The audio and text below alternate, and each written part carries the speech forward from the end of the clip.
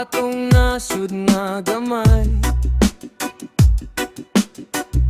Dagang saad nga puro ra istorya.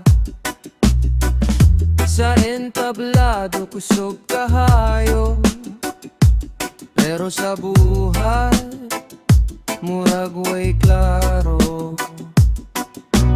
Kada eleksyon na yagang pahiyom, kamot-kamot murag buotan. Napan paglingkod sa pwesto, nawala na ang mga pulong. Asa na ang dalan nga giingon? Asa na ang kwarta sa proyekto?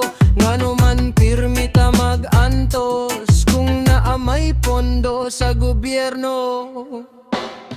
Namunoan nga pa nga, way klarong plano.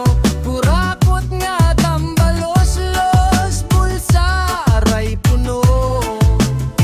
Ang katawan sigig paningkamot, sila sigig pangurako.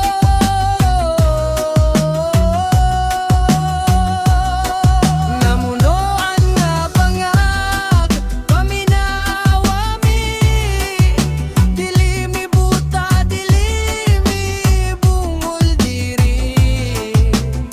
Ang gaum nga imong gihuptan, gikan ra sa katawan.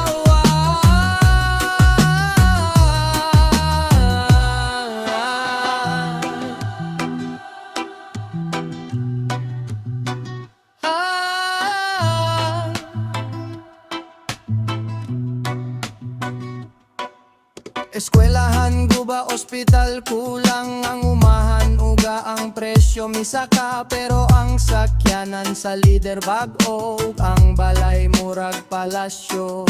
Kung pangutan-on dagang rason ni basol dayon sa miaging panahon. Pero pila nakatuig milabay, wala gihapoy kausaban nga makita. Dili man kinahanglan perpekto, pero unta na ay konsensya. Kay ang serbisyo dili negosyo, kundi responsibilidad sa katauhan. Namunoan nga ba nga?